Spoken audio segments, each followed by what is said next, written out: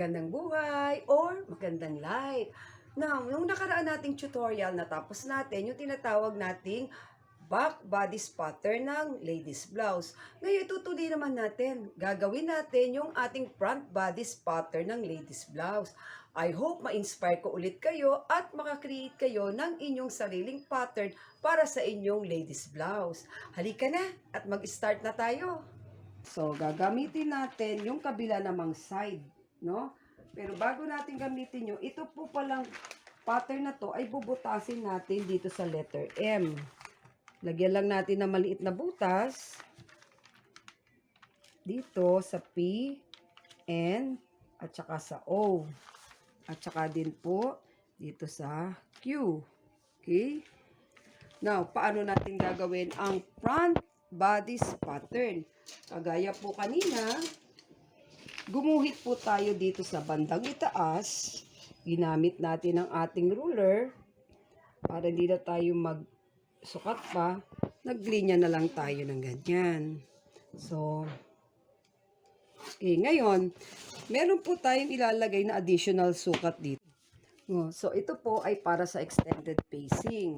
So, ano yung extended pacing? Makikita nyo yon doon sa ating gagawing damit. So, sukat po tayo ng 5 inches. 5 inches po. 5 para makadiretso tayo ng guhit. Dito naman po tayo sa right side, ha? Kanina kasi sa left side. So, dito naman tayo sa right side. Kasi andito yung edge niya. Andito ni center fold. Ngayon, ite-trace natin siya ng pataob. Okay? Ite-trace natin siya ng pataob. Para po, kapag natapos na sila, pag inilalagay na, inile-layout na siya, pareho ng yung mayroong sulat ang makikita. Okay? So, ngayon po, magte-trace tayo. Pag te-trace natin, papantay po natin to dito, yung sa may bandang neckline at saka dito sa gitna ng ating neckline din. Situate na pantay po dito. Ngayon, para wag naman pong gumalaw-galaw o mamove yung ating pattern na gagamitin pang trace, i-aspili po natin. Pin. Pero dapat pantay. At flat siya. Kung wala po kayong pin, pwede tayong gumamit ng tape. Now, ang una po natin gagawin is i-trace yung side. Pero lagyan po natin ng markings tong waistline. Trace po natin tong side. Kasi ito po ay permanent na. Para bawas na rin sa extend po na. Now, simula po dito, lagyan natin ng guhit. Then, yon, kailangan po nating magbaba dito sa letter E ng sukat. Ngayon, ilan po ang ibababa natin na sukat? How many inches? So, ibabase po natin sa difference ng front figure at saka back figure. So, ang 14.5 ang back figure, 15 ang front figure. May difference po sila na half inch. Okay? Then, so, ang ilalagay po natin dito, ang ibababa natin ay half inch. So, batay ng half inch. Yan po. So, kasi yun ang difference nila. Now, lalagyan naman natin ng markings yung ibang part. Markings lang po, hindi natin ite-trace na kagaya nung ginawa ko dito na permanent. Ite-trace din po natin ito. Pero broken line lang po para may guide tayo mamaya. Okay? Then dito po, corner. Dito, corner din po. And this part. So, yan po ay mga markings lang. Kasi may ilalagay po tayo dyan na panibagong sukat. Mag-a-adjust po tayo. Ngayon, since nagawa na natin, check po natin. Dito rin po pala. Kasi ito po yung waistline natin. Ngayon, meron po tayong binutasan kanina na maliit. Tinusok natin. So, para sa bust point po yun. Yan. So, ito po yung mga markings. Lalagyan po natin, Mamark po tayo dun sa butas. So, sana po ba yung isang, ayun. Okay. Now, check natin kung meron na pong mga markings. Okay na. Kompleto na po. Remove na natin itong ating back pattern. I-set aside po muna natin para hindi na siya sagabal pa dito. Okay. Now, babaguhin na po natin ngayon ang ating letter. Hindi na po siya magiging letter. So, yung dati pong, ito po ay B muna, pansamantala. Ito ay H, ito ay F, ito ay yung I natin. So, banda dito, I. So, from B po, magbababa tayo ng sukat dati na 2 and 1/4. So, magiging number 1 na po ito. Okay? I-erase na natin ito. Automatic, tanggalin na natin yan. So, dito naman po sa F, magbababa naman din tayo ng 1/2 inch. So, magiging number 2 na to. Erase na rin agad natin para hindi na siya maka-confuse pa maya. So, from I naman, papasok naman tayo ng 1/2 inch. So, magiging ito po ay number 3. Number 3 po. Remove ko na yan. Okay. So, dito po sa baba, magiging number 4 ito. So, ito lang po yung adjustment natin para magkaroon tayo ng tinatawag nating front bodice pattern. Okay. Ngayon, lilinyahan na po natin. So, unahin natin ang linyang diretso. Dudugtong natin si H at saka si 2. Then, pupunta naman tayo kay 2. From 2, papunta kay sa 3. Now, itong guide natin dito ang gagamitin natin. So, ipapasok lang natin ng konti ito. Ito, hindi mababago to ha.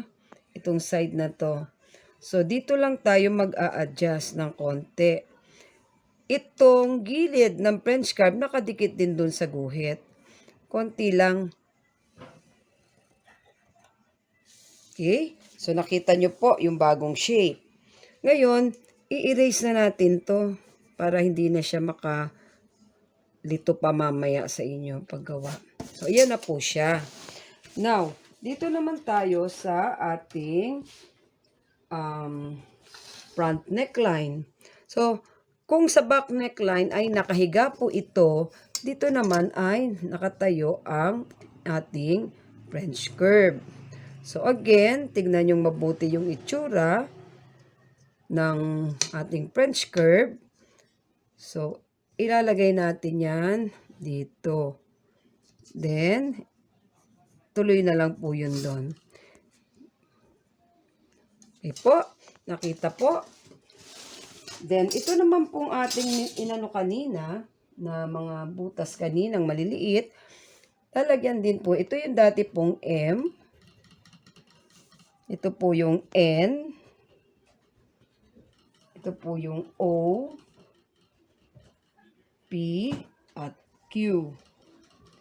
Ngayon, pagdudugtong-dugtungin din po natin sila kagaya ng ginawa doon sa bodice. So, ayan na po yung sa dart natin. Ngayon, dito naman din po, tayo ay magdudugtong sa bandang baba. Ito yung ating hemline. So, pagkuha nyo dyan, wag po ito ang gagamitin, no? Wag ito kasi masyadong straight. Dapat medyo may curve ng konti. Slightly. Dito, tapat natin sa number 4. Nakikita nyo po ba yung number 4? Then, papunta dito sa mark natin na letter L. Ito po ay L. Then, guhitan lang po natin. Okay? So, ganyan po magiging itsura natin ng ating front bodice. Now, ngayon sabihin nyo, ma'am, asan po ang ating seam line?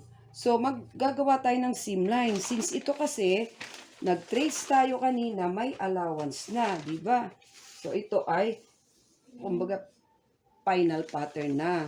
Pero kailangan natin ng lagyan ng seam line. So, paano natin lalagyan ng seam line? Magsusukat tayo paloob. Kung kanina palabas, ngayon naman paloob. So, dito, sukat tayo ng 2. Okay. Ito po ay 2. Dito ay 3/4. Simula doon hanggang doon, 3/4 din po. Again, 3/4. Okay, so nakikita nyo po ba? Then, simula dito naman, sa taas, papasok tayo. Simula doon, papasok, half inch, half inch, half inch, half inch, half. Okay.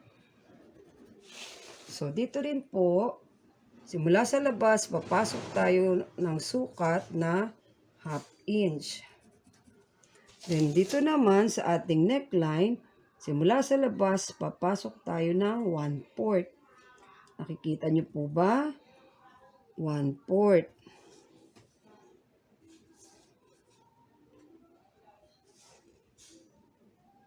Okay. So, iyan na po yung ating seam allowance. So, ngayon, dilinawan lang po natin para mas magandang at hindi kayo maguluhan, hindi kayo malito. So, ito lang po, ganyan yung ano natin, guhit.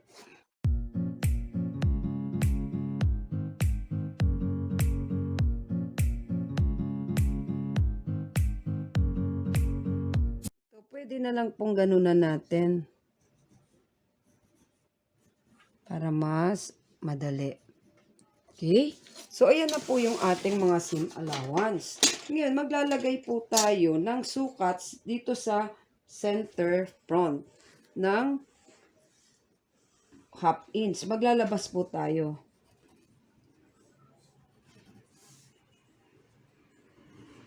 Para saan po yan? Ito po ay para may mag-overlap yung tinatawag nating paglalagyan natin ng butones at buttonhole. Okay? So, may extended po yan.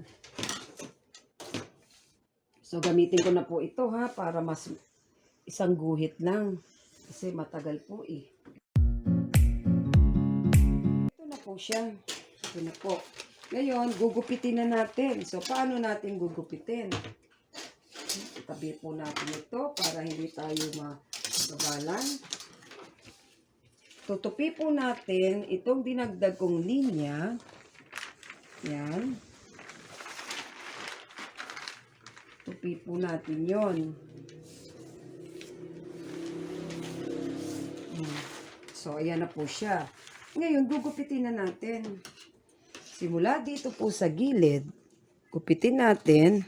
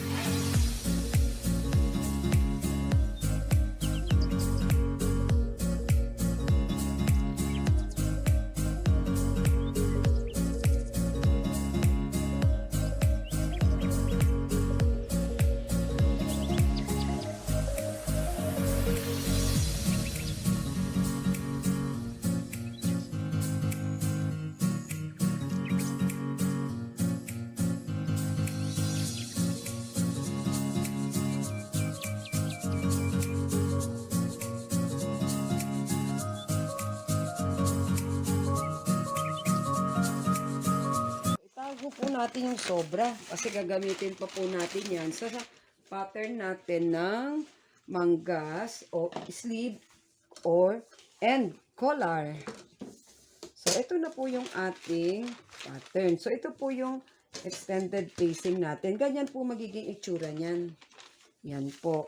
Ngayon, kung nalalaparan po kayo dito, pwede naman po yan bawasan. Kung nalalaparan po, pwede nating bawasan. Kung okay naman, pwede naman pong hindi. So, kunin lang natin yung gitna. Kahit po sumukat na lang tayo ng mga, from this point, mga 8 inches. Tapos, sukat tayo ng 2.5. Pwede po yan. Kung gusto lang natin ng,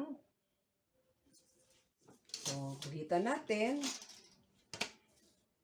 Ito po ay pwedeng gawin, pwede ring hindi. Yan. Tapos, ito po ay dito na siya. Atin kukunin.